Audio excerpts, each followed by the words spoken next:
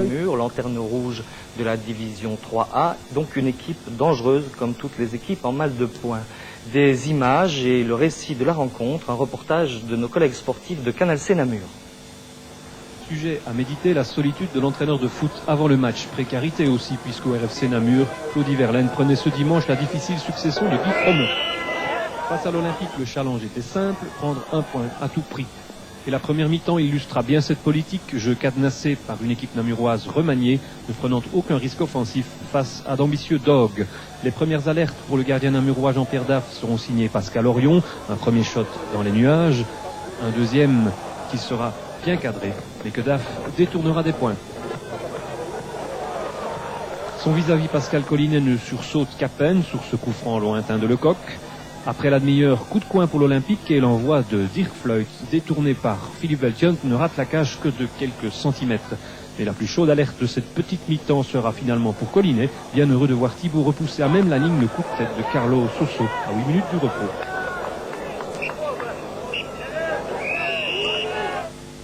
La deuxième mi-temps nous réveillera quelque peu de notre torpeur. Première minute de jeu, Veltjens concède un coup de coin en contrant le Carolo au nom d'un bruxellois, Jeftic. Et sur le coup de coin, Vanet échappe à son gardien Kempener, et de la tête propulse la balle au fond des filets et son équipe au commandement de la partie. Le numéro 8, Lionel Roger, n'est pas content, mais Sébastien Vanet, lui, imagine déjà sa tête à la une de son quotidien préféré. Les Namurois tentent de réagir immédiatement et un shot de Lionel Roger est prêt de ramener l'égalité. À peine 2 minutes plus tard, les Dogs restent dangereux. Jeftic se met à nouveau en évidence. 52e, son tir trop croisé passe à côté. Côté Namurois, Benali et Goffin sont montés au jeu pour renforcer l'attaque. 54e, en fait d'attaque, voici la mieux construite. Surahi, Lecoq et puis Benali sur la droite. Beau travail pour passer un Carolo et fixer la défense adverse. Et puis la passe en retrait à Van Damme, esselé dont le tir croisé rate l'objectif de peu. Entre la 60e et la 85e, Jean-Pierre Daff fêtera superbement sa titularisation dans les buts namurois. D'abord par cet arrêt incroyable sur une tête d'Olivier.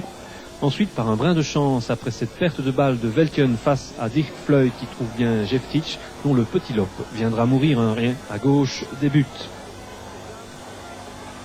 Petit sursaut namurois ensuite, à la 77e minute de jeu. Eric Surahi, assez décevant durant toute cette partie, sera bien servi à la limite du hors-jeu par Van Damme, mais Collinet bien sorti gênera le namurois et Moreno Nuno écarte le danger.